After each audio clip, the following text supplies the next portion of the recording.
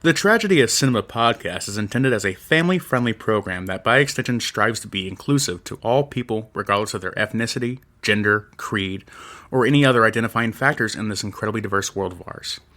With that said, some of the films we discuss may contain serious subject matters or have content considered morally objectionable by today's standards. We do not intend to condone or dismiss these aspects of these films, but our primary focus will be on what we believe the film succeeds at, some fun facts, and our personal enjoyment factors of each film. With that said, we hope you enjoy the show.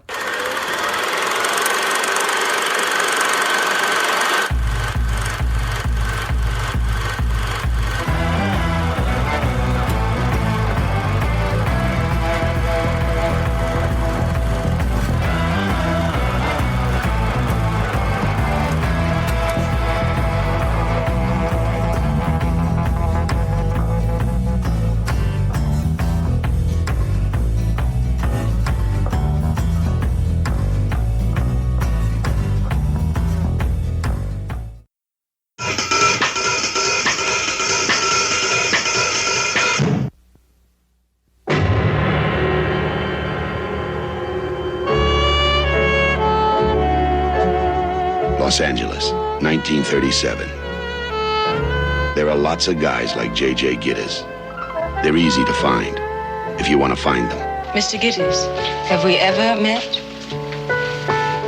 Well, no. Never? Never.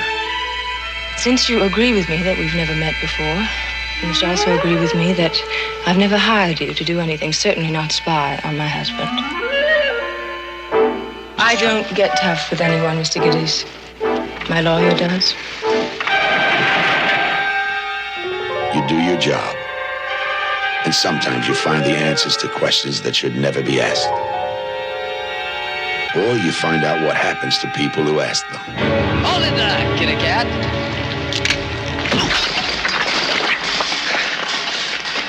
You're a very nosy fellow, kitty cat, huh? You know what happens to a nosy fellow? I dislike the word cheat. Did you have affairs? Mr. Gittes. Did he know about it? Where were you when your husband died? You were seeing someone too. For very long? I don't see anyone for very long, Mr. Gittes. It's difficult for me. Mr. Gittes, you're dealing with a disturbed woman who just lost her husband. I don't want her taken advantage of.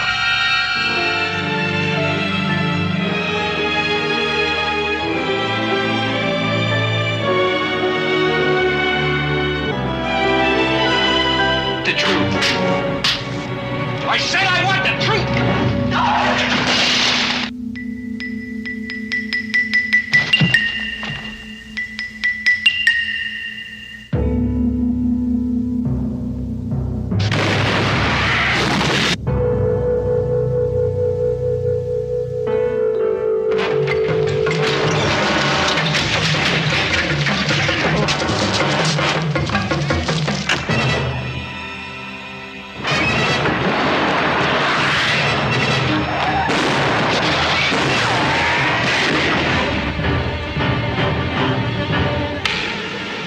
Jake, I'm doing you a favor.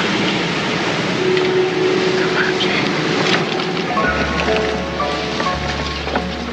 Forget it, Jake. It's Chinatown. You get tough. You get tender. You get close to each other. Maybe you even get close to the truth. Jack Nicholson and Faye Dunaway in a Robert Evans production of a Roman Polanski film, Chinatown. Hi guys, welcome back to the Tragedy of Cinema podcast. I'm your host Jimbo, and joined again by Private Eye. Private Eyes on Otavia. Kyle's here to get all of the truth. Dig in the scoop. Of all the podcast studios what in the world, say? he walked into mine. Excellent. So today we're talking about Chinatown. Episode 96, Chinatown. Oh, yeah. Jimbo, So, okay, go. You ready for the question? The question, Jimbo. Give me the question of all questions. Okay, I'll throw one at you, but you're going to be like, I have no idea. Kyle, Great. besides this movie, name me another movie that Faye Dunaway was in without looking at your notes. Go. Exactly. He's a cheater. No, I'm just kidding. No, I know. Jack Nicholson, what do you think when you think of Jack Nicholson, what are the top movies you think of Jack Nicholson's performance in? So it's obviously this movie is actually top, and then, well, actually, I'd probably say The Shining is top for me personally. I think One Flew Over the Cuckoo's Nest. I would say The Shining, Chinatown. I don't know if I'll put Batman as the Joker. Honestly, yeah, that's what I was going to say. I was going to go Batman, just because his Joker role. Probably. I thought you would say As Good as It Gets. Anger management. As good as it feels like a retirement just like parade to me. Like I love the film. It's a classic in my eye. But at the same time, that's just him being like, I'm just having a fun time film, and that's fine. Good for him. What was where he was like a womanizer? I forgot the. He's like a womanizer, and he's dating some young girl, and then he meets his mom and falls in love with his mom. Keanu Reeves is in it too. His mom or her mom? He falls in love with the lady he's dating's mom. Well, you said his mom, and I was like, not his own mom. That'd be a whole other movie. That'd be a very different kind of movie. I gotta look up the name now, otherwise because they'll drive me crazy. Give me 1 second. If only I did a cast of the movie. Something's Got to Give. That's the name of the movie. Something's Got to Give. Classic movie too. But that's just like Jack Nicholson being like, I'm kind of retired, but not. I'm doing films that take place in fun places. Good for him. All right, Kyle. Now that you've done whatever you did, you did what you do. Go ahead and jump into Chinatown. Okay, all right. Chinatown, released on June 20th of 1974, directed by Roman Polanski, written by Robert Towne, composed by Jerry Goldsmith, cinematographer J.A. Alonzo. Budget of the film was $6 million at the time of production, that being worth about $34.5 million of today in terms of expensive. Gross worldwide was $29.2 million, which worth today would be about $168.5 today worth of value. So big money there, good earnings on them. Let's see here. I'm trying to get together fun facts here because these notes kind of came out a little bit sideways on me somehow, but we're working through it. Runtime, we have 130 minutes. Sound mix, this actually movie was recorded in mono audio, so no dual speakers for you guys or surround sound. Color info, this is a color film. Aspect ratio, we have 2.35 by 1. Camera, we use the Panavision Panaflex and the Panavision C-Series lenses. Film length, we have 3,585 meters.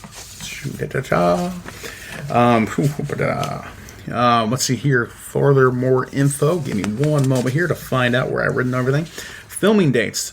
Movie started filming on October 15th of 1973 and ended on January 18th of 1974. Let's see here. Moving on, we have the favorite beautiful part. We have the award sections. Let's see here. And with the award sections, we have 2001, we have the Online Film and Television Association Award, where it won the Film Hall of Fame. In 2000, it won the PGA Hall of Fame Award for Motion Pictures, awarded to Robert Evans. In 1991, it was added to the National Film Registry Award. In 1975, it won Best Writing and Original Screenplay, awarded to Robert Towne. In 1975, it won the Best Non-European Film Award for the Bodil Awards. In 1975, it also won the Edgar Allan Poe Award for Best Motion Picture. In 1975, it won the Fotogramas de Plata for Best Foreign Movie Performer, awarded to Jack Nicholson. And also won a Golden Globe for Best Actor in a Motion Picture, awarded to Jack Nicholson. Best Motion Picture in Drama, and Best Director, awarded to Roman Polanski. And also won Best Screenplay, awarded to Robert Towne. In 1975, it won Best Actor Award for Jack Nicholson for the National Society of Film Critics Awards. In 1975, also won the St. George Awards for Best Foreign Film. 1975, it also won the Writers Guild of America Award for Best Drama Written Directly for the Screen. And in 1975, it won the Kansas City Film Critic Awards for Best Actor and Best Supporting Actor. In 1974, it also got an award for Top 10 Films for the National Board of Review. And in 1974, it won the New York Film Critic Circle Awards for Best Actor. Let's see here. And that is the awards for Chinatown. Next up, we have the cast. My favorite part here. We, of course, have Jack Nicholson, the legendary Jack Nicholson, playing Jake Gitz. Jack Nicholson will obviously be recognized from such films as The Shining in 1980, One Flew Over the Cuckoo's Nest in 1975, Batman in 1989, As Good as It Gets in 1997, Something's Gotta Give in 2003, The Departed in 2006, A Few Good Men in 1992, and The Bucket List, I believe that was 2005. I forgot to write down the year. Next up, we have Faye Dunaway playing Evelyn Mulray. She was in such films as Bonnie and Clyde in 1967, Mommy Dearest in 1981, Network in 1976, and 3 Days of the Condor in 1975. Next up, we have John Huston playing Noah Cross. He was in The Maltese Falcon in 1941, The Treasure of the Sierra Madre in 1948, The African Queen in 1951, The Asphalt Jungle in 1950, and Moby Dick in 1956. Going forward, we have Perry Lopez playing Escobar. They were in such films as The Steel Jungle in 1956, The Lone Ranger in 1956 as well, The Two Jakes in 1990, and Mantrap in 1961. Next up, we have John Hillerman playing Yelverton. He was in such films as Blazing Saddles in 1974, Paper Moon in 1973, The Last Picture Show in 1971, and High Plains Drifter in 1973. Then we have Daryl Zerling playing Hollis Mulray.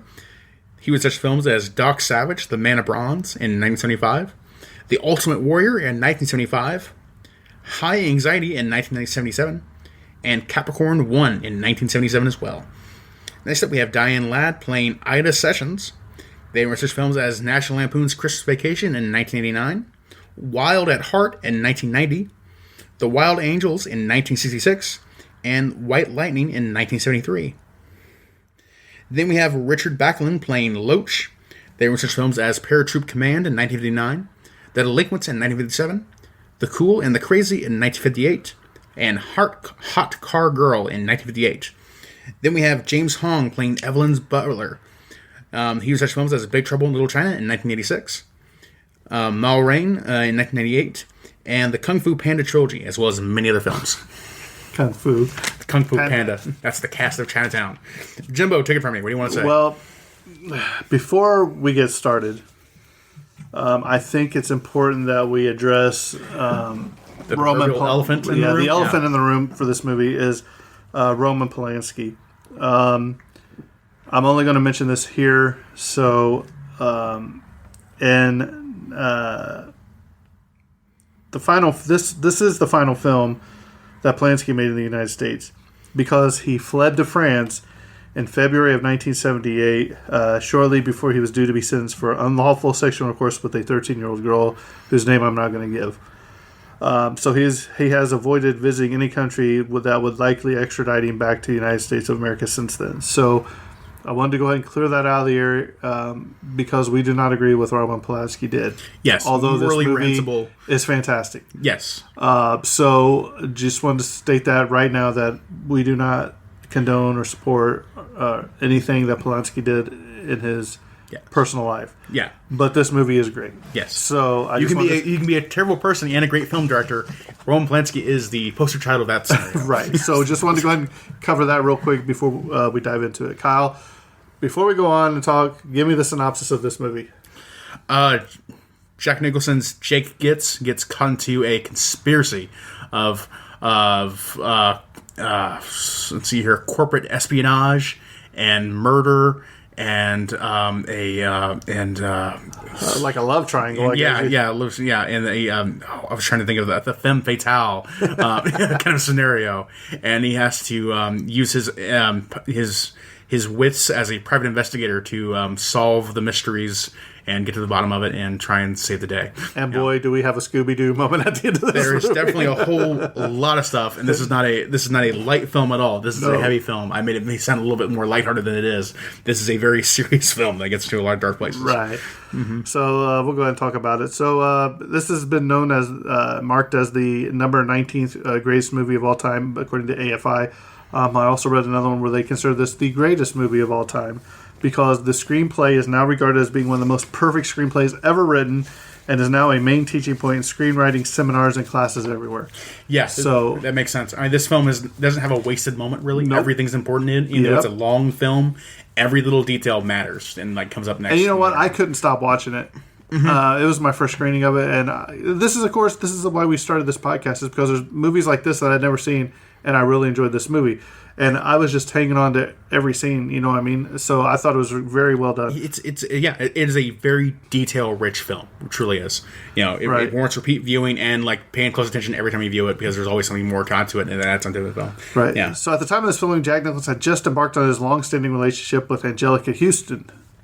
This made his scenes with her father, John Houston, a little bit awkward, uncomfortable. Especially the one time Angelica was on the set the day when they were filming the scene where Noah Cross interrogates Nicholson's character with Mr. Getz, "Do you sleep with my daughter?" I can't imagine. Well, funny you should ask. After several takes that never looked quite right, Faye Dunaway got annoyed and told Jack Nicholson to actually slap her. He did and felt very guilty for it, despite it being Dunaway's decision. This shot made it into the movie. Makes sense. That's one thing when I was watching, I was like, did he just really do that? Yeah. And then he just did it like several more times, and then I was like, wow. It's awkward when it's real like that. If you haven't watched this movie, there's going to be some spoilers here towards the end of this we talk about. Can't really be avoided in this case. No, this is a full spoiler movie. But it's a thing. So Jack Nicholson is present in every single scene of this film, too. Mm-hmm. I think that's pretty cool.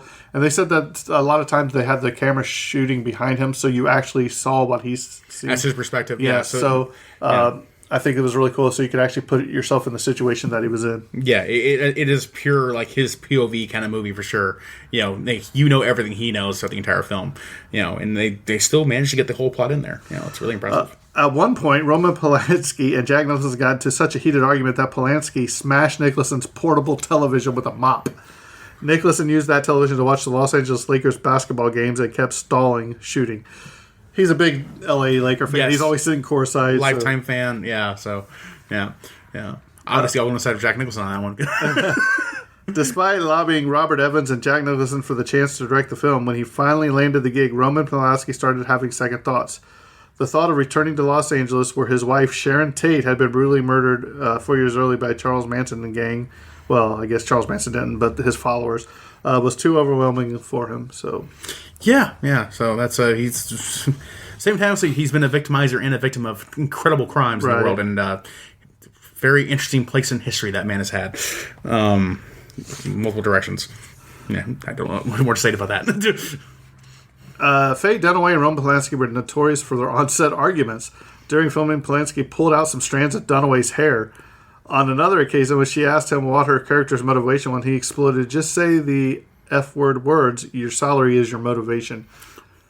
Wow. He just seems like such a hardhead director, you know what I mean? Yeah. No, I understand. The film's enigmatic title is a metaphor for moral corruption by unseen forces. Throughout the film, Jake Getz refers to his time as police officer in Chinatown, where you can't always tell what's going on. In Hollywood, the movie's line, "Forget it, Jake, it's Chinatown," has become a mantra for those who have been burned or snubbed by the entertainment industry. The implication being that it's better to let it go than make an issue of it, because that's just how the industry works. Yeah, I think it goes even beyond like Hollywood and everything. Like it is the go-to line for burnout, basically, like that. Like, you know, you have been weighed down by the world too much, and you have to let this go, otherwise it will destroy you. Right. Because you can't overcome the world. You know, no one can. At the end of the film, when Jake says, "Give me 5 minutes," there are exactly 5 minutes left in the film. This was actually unintentional. That's really cool. Jack Nicholson said to the public that he'd rather disliked the ending. Which I can't blame him. I didn't really care for it either. But it's the ending that makes sense. But I understand the disappointment in there. But that's intentional at that point too. Like in the original script, no scenes took place in Chinatown at all. So, and this was also a weird spot in LA history. I guess like the year before they had closed down Chinatown. The year that this film and when it takes place, there was no Chinatown, and then the new Chinatown was like the year after. So, we didn't know more of the history on Chinatown. Maybe we'll get to that when we get to the Big Trouble in Little China time. We'll cover that topic a little more extensively. But I don't know much of the personal history of the Chinatown section of San Francisco or something like that, too. But there is interesting history there. I do know that for sure. So I have to dig more into that. Faye Dunaway's distinctive look was inspired by Roman Polanski's memories of his mother, who was in the pre-World War II era, would fashionably wear penciled-on eyebrows and her lipstick shaped in the form of a Cupid's bow. Huh. And it's weird, like, the idea that, like, you know, in Faye Dunaway's, obviously, that look in that film obviously went to inspire multiple generations of people later on. Yeah, her eyebrows bugged me, though, with the penciled-in eyebrows. It's a very weird look. It's so distinctive that, like, at the same time, people want to replicate it, though. And you it's remember so distinctive. Right. Like, you know, you can't unsee it when you see it. I was talking to Kyle about this at breakfast this morning. There was a rumor that this was the first part of a planned trilogy written by Robert Towne about J.J. Gates, and Los Angeles. The second part, The Two Jakes, 1990, was directed by Jack Nicholson, which I need to watch that to see if it's actually a continuation of him. Mm-hmm. The supposed third part never existed, as later confirmed by the writer. However, certain elements and details of the story, which was a corrupt company called Cloverleaf, tries to buy up all the public transportation in order to replace it with freeways, would later end up being, yes, Who Framed Roger Rabbit in 1988, which was a film noir spoof and homage to Chinatown. Yeah, this is also kind of films of the film, like last week called like Close Encounters of the Third Kind, where a film doesn't really hold up as well, but still went on to influence tons of films. This film influences tons of other media as well. Like, I know, like, if you watch, like, L.A. Confidential, or even, like, the video game L.A. Noire, or even, like, the television show Archer did an entire season that's basically, like, ripping off this film in a fun way. This movie is incredibly influential in so many ways, where it's, like, so many of the plot elements came out later in other films, too. Even for this supposed trilogy they kind of make. Like, so many of the ideas here are rich for, you know, more investigative story. Like, this is basically the template for a perfect, like, detective movie, basically. Right. You know, so... Philip Lambro was originally hired to write the film's musical score, but it was rejected at the last minute by producer Robert Evans, leaving Jerry Goldsmith only 10 days to write and record a new score. However, when it was time to put together a trailer for the film, the studio's marketing department decided that Goldsmith's new score wasn't suitable. Lambro was asked if cues from his original score could be used instead. In exchange for allowing his music to be used for the trailer, Lambro asked to retain the publishing rights to his own score. Paramount Pictures agreed on the condition that if the music was ever released commercially, Lambro could not use the title Chinatown. An album with Lambro's original rejected score was finally released in 2012 under the title Los Angeles 1937. Wow. My thing is, why would you care at that point? You think it would draw more people to Chinatown to buy the movie, for Paramount would make more money. In terms of trying to get like the Paramount's perspective on it, I can't really get heads or tails of those kind of reasoning necessarily about why the business wants to decide to do that. Like, because they always want to take care of their brand and like keep that gated off as much as they possibly can. You know, no one else can do it besides them for their approval. They can even be petty about that in logical ways. But as from the artist's perspective, though, I understand wanting to maintain the rights of your music and always wanted to kind of keep those things to yourself as well. You know, I want to always be in favor of the artist in many such scenarios, unless the artist is Roman Polanski. Sorry. Yeah. So here's another. This was voted the fourth greatest film of all time by Entertainment Weekly. Rance Howard, who plays the role of the angry farmer at the council meeting, is the father of famed actor and director Ron Howard and the grandfather of Bryce Dallas Howard. Howard's entire family history is just, like both his daughter Bryce Dallas Howard and his father, just like the whole. That is a whole history of Hollywood right there, a lineage. The only scene in the film in which Jack Nicholson, Faye Dunaway, and John Huston appear together is the last scene in the film. This is also the only scene in the movie that was set and filmed in Chinatown. Oh, okay. The Orange Grove scene was filmed at Triad Ranch, 3240 Sunset Valley Road, Moore Park, California, the house of John Huston's friend, actor Walter Brennan. Jack Nicholson had the name Jay Getz written on the shirts he used in the movie. This is though not really known. It was done so Nicholson could enter into the character more easily. Makes sense. I think when I put this shirt on, I am now detective. I'm now detective. I'm now Detective Man. Detective Man. I'm Detective Man. There were many rumors. That's what Batman says when he puts on the cowl. I'm Detective Man now. There are many rumors circulating about Faye Dunaway's diva-like behavior during the making of the film. One such was that she refused to flush her own toilet and expected her assistants to do it for her. Hey guys, come look what I lit. It's just Another occasion, when filming a scene in a car, Roman Polanski refused to let her urinate so he could finish the scene. She then urinated in a cup and threw it in his face. I'm going to side fade down away on that one. I don't know. Yeah, so I don't know. The story's different when one person's a pedophile. I don't know if she was like this on all of her movie sets, or if it was just Roman Polanski driving her that crazy. You know what I mean? Yeah, I just because I've never really heard anything bad about Faye Dunaway. So. Well, I'm a big fan of the movie Network, specifically in 1976. I didn't hear anything about that, and obviously Bonnie and Clyde, 3 Days of Condor. I've seen those movies too, and I haven't heard anything about Faye Dunaway being mad at that one. So, but anytime you enter Roman Polanski into the name of that situation, well, obviously he's a terrible person. So, you can blame him for anything you want, even if he's not guilty. You still blame him for those kind of moments. The original script was over 180 pages. No, that makes sense. Yeah, especially for how dense this movie is in a good way. That makes sense. Jake Gitz was named after Jack Nicholson's friend, producer Harry Gitz.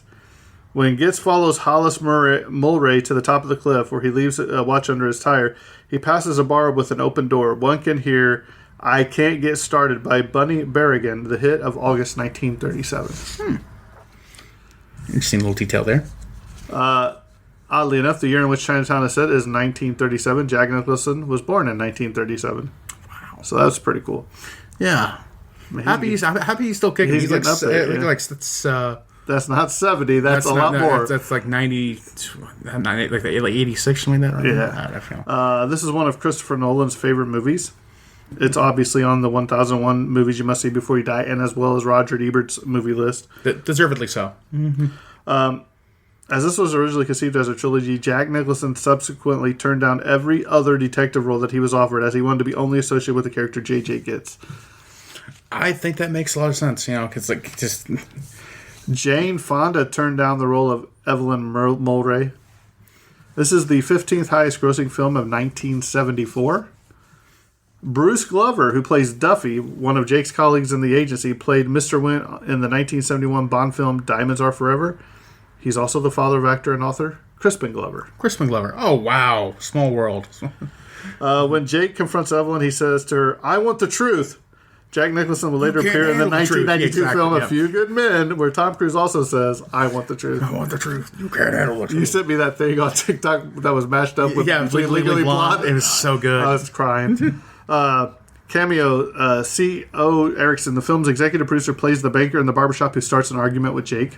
Mm-hmm. The director cameo, Polanski is in this. He plays the man with knife. Actually, yeah. He likes being in his cameo in his films, but he is also known as the Hood who slits Jack Nicholson's nose. He was less thrilled about having to cut his long hair for the brief appearance in the film, which I don't understand why you couldn't have had a long hair guy cut him. I guess in the 1937 it might not have been a thing. Yeah, I don't know. Okay.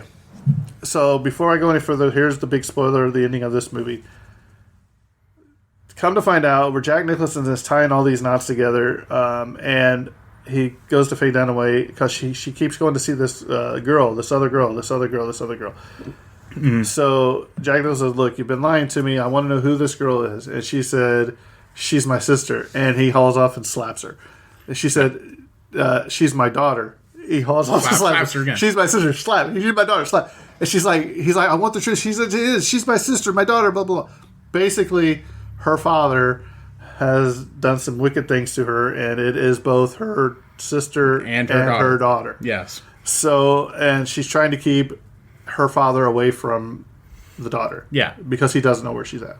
Mm-hmm. So it's also her granddad and father. It's really a weird situation. Yeah. So Catherine Mulray is raised believing that Evelyn Mulray is her sister, but it is later revealed that Evelyn is her mother, or rather both mother and sister. Here's the crazy part. Shortly after this film was released, Jack Nicholson discovered that the woman he was raised to believe was his sister was in fact his mother. He also learned the people he was raised to believe were his parents were actually his grandparents. Yeah. So it's crazy how that tied into this movie like that too. Yeah, minus the incest. Roman Polanski has said that the dark ending of the film was a result of his own despair following the murder of his wife Sharon Tate. So, and the ending's pretty cool, where she gets the bullet hole through the eye. Yeah. It's incredibly dark. It's incredibly dark. Yeah. The scene where Roman Polanski slits Jack Nicholson's nose was extremely complex to film, and the two men involved got so tired of explaining how it was done. It was done by using a specifically constructed knife with a short hinge that would be safe as long as it was handled very carefully. That they began to claim Nicholson's nose was actually cut. So they're like, we're not going to tell you. It's just easier to say we cut his nose. Yeah, we just stabbed him. When Evelyn is treating Jake's nose wound, he asks about her flawed eye. At the end of the film, Evelyn was shot through that same eye. So that was a foreshadowing. Okay. When Jake and Evelyn are in the car during the scene where Evelyn tells Jake that Catherine is her sister, she lowers her head and accidentally hits the car horn. This foreshadows her death, which she is shot while driving. Her head lies on the car horn. Mm-hmm. Yeah, incredibly dark. Because it's the one noise you hear for the longest time. And this is something else that was not specifically done for the movie, but it happened. The film frequently shows us images of two things that are identical, except one of them is flawed. There are two pocket watches side by side. One is broken, one is not. A pair of eyeglasses, one lens is cracked, the other one is not. Gitz's nostrils, one is sliced, the other one is not. Gitz smashes one taillight on Evelyn's car. He lost one shoe in the reservoir. Evelyn has a flaw in one of her irises. Catherine looks like a duplicate of Evelyn, but is the product of incest. The list goes on and on and on. But according to Robert Town, it was unintentional. He and Roman Polanski never discussed any such images as a recurring theme. Whatever meaning may be ascribed to the symbolism, the filmmakers did not do it intentionally. Purely accidental, but does add to the richness of the film. So, Kyle, explain to me your feelings and thoughts and overall view of Chinatown. Feelings and thoughts and everything. This is a film that I think is absolutely worth watching regularly. I think it's an enjoyable film. I love it. I love terrible, sad endings in films, especially too. So I'm a masochist for that. It is a film that I would frankly encourage most people to pirate just because of the association with Roman Polanski. Unfortunately, he still makes money off these kind of films, and I don't want to support a creator who committed such crimes as he has. But if you want to reach the film in any kind of way you wish, go ahead. It's worth watching. I truly love it. I think it's one of the densest films ever made in a really good way. Jack Nicholson, every actor in there is doing a terrific job in their performance. Anything to the set design, the period pieces, everything they got there, and all those stories. It's a remarkable film, and I really do appreciate it. So my thoughts don't get much deeper than that, honestly, and going into the whole thing about it. It's just a film I really appreciate. I'm a sucker for detective movies too, so it's just it hits all the notes for me to love it. So that's kind of where I stand. Right. I love the detective movies, especially like back in the day where they had their office, and they're sitting there. It's usually a black and white film, and that lady walks in. Of all the worlds to walk into my office, she walked into mine. Yeah, one of those. It's always a beautiful lady that's either she thinks her husband's cheating on her, or there's been a murder, and they're accusing me, embezzlement, blah blah blah. I love detective movies that start out like that. Well, here's a cynical man who's seen way too much, and here comes one more person who unfortunately brings hope back to his life, only to dash it away again the hardest possible way. And the detective's usually drunk. He's drunk. Like he's already suffered way too much, and here comes this woman who gives him this small glimmer of hope to be a good man one day again, and then they just pull the rug out from under him all the way. Like, I'm a sucker for that story, and they do this. This is one of the hardest movies they do that in. Especially with that incredibly sad ending. This movie had me entertained from the get-go. You're trying to put the pieces together. You're starting to see because they tie in the water supply, how they're only releasing a little bit of amount of water to basically have all these oranges grow, and but they're cutting it off from other areas of the town. It's very interesting to follow that because you really don't know where it's going. You thought there was some sort of something going on there, but then there's a whole nother story going on about Faye Dunaway's character, her daughter, and everything like that too, and what Evelyn's husband was actually doing with this girl and all that kind of stuff too, right? And who originally hired. So you're thinking that her husband's out having an affair on Faye Dunaway when it's actually not. He's actually the film does a perfect job of putting basically like these puzzle pieces together, and you think you have these two separate threads, and then you realize like no, they're one in the same. They're one in the same puzzle basically, and they put them together in such a way where like as soon as like Jack Nicholson is ready to explain to you what's going on, you're putting the pieces together as long as he is explaining it right there with you. Right. So like you don't feel like a fool. You feel like you're smart because you're paying attention to the movie itself too. And you feel like you're right there with him. You know, it's like you're the detective almost. Yeah. The moment, the moment of realization, like is put so perfectly well that you come to it naturally as well. There is another movie that we're going to have to cover soon. It's called The Lady in the Lake or The Lady of the Lake, and it's basically where you are the detective. It's filmed in first person, and it's really cool. And I think we'll have to do that pretty soon too. But I think this is a great movie. The plot is really complicated, but if you pay attention, it's a detective show. So I like that aspect of it. So I think it's definitely a must watch. Just be forewarned. It's kind of weird at times, if you will. And something I also noticed is Jack Nicholson's always smoking in this movie. He's always like, open up the cigarette case. He's a detective. Yeah. In the 30s. He's a detective in the 30s. So, and he's always drinking too, I think. But I think it's really well done. Well done. Definitely a movie I thought I didn't know nothing about because you watch it and it turns out really good. Yeah, it is. It's one of those movies that comes unnervingly close to perfect in so many ways. Right. Right. I was trying to think if there was any nudity or anything about it. I forget. Is this rated R? Yes, it is. Yeah. So just there might be some language, and I'm trying to think if there's any nudity. I don't remember any off the top of my head, but there could be.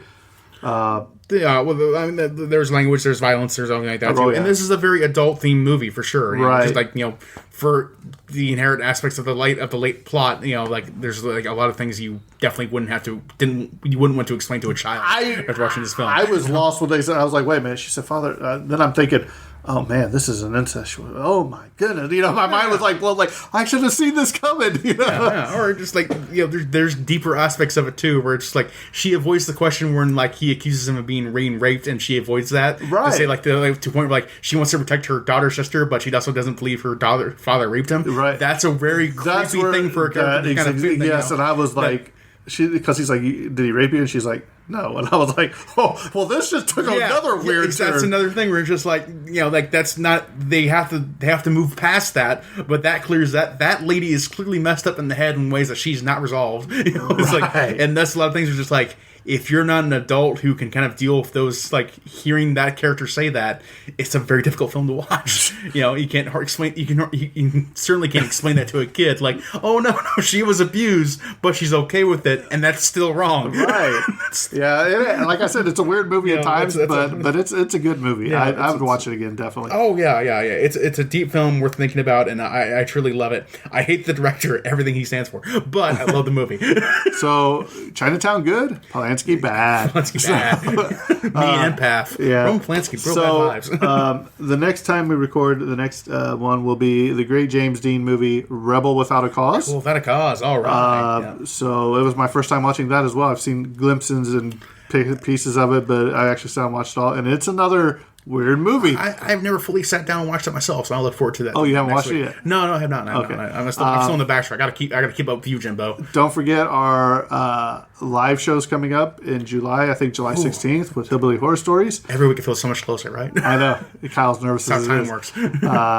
Also, if you want to follow us on the Facebook group, the Tragedy of Cinema podcast group on Facebook, we have a lot of fun in there. Post a lot of different stuff. Kyle's working hard, diligently. Actually, he's almost started the TikTok of the Tragedy of Cinema. All these ideas and zero motivation. Zero motivation. I want to get these things done. I think I'll have to buy him a pizza if he gets it done. Have to bribe me with food. Give food to the fat man. Yes, sir. Right now, sir. Exactly. We're on Instagram, too, although I hardly post anything on there. We're on Twitter. So if you want to follow us on social media, go ahead. Also, let's go ahead and shout out a couple of our fellow podcasters. Let's go ahead and give them a little credit. There's the Great Hillbilly Horror Stories with Jerry and Tracy Pauly, whom this podcast was possible by. There is the Great HHH Media by Tim Mullins. There is the Evil Never Dies podcast, if you like heavy metal / horror movies. Yeah. Brett and Carl do a great job there. Then you have Middle Aged and Creeped Out, which is Sean, Todd, and I always forget Nate, I think, is the other one. I always forget his name. Then you have Justin Rimmel, Mysterious Circumstances. You have, what's the other one? I'm going to feel bad if I leave somebody out. You don't want to leave anyone out. Yeah, But we love them all. We really appreciate them all. So if I didn't mention you, you know I love you. I'll just have to make a special episode. We'll get your time. You'll get Leslie your time. Fear, Because I Want to Know. That's another one. Mm-hmm. So that's just kind of murdery with Zevon. He's a really cool dude. So just trying to shout out some of the people that I know and that have been part of our Christmas episodes and stuff. So go over there, download them, check them out. They're usually available anywhere you find our podcast. You can find their podcast, and kind of like a podcast family. Also, got a little exciting news coming. I don't want to release it yet, but there may be another podcast I'm involved with. Entitled to. I'm entitled to all these. Give me this podcast. It's mine now. There's another new podcast that I will be involved in. I don't want to go into details yet because it's a little too early right now. Yeah. It's too early, but we are in the beginning stages and getting stuff put together with artwork, music, stories. So be on the lookout for that. So, Kyle, any last thoughts? You know, I'm hungry. I think movies are cool. Last thoughts. All right. Well, with that being said, I think this episode's coming to a close, and that's a wrap. And cut.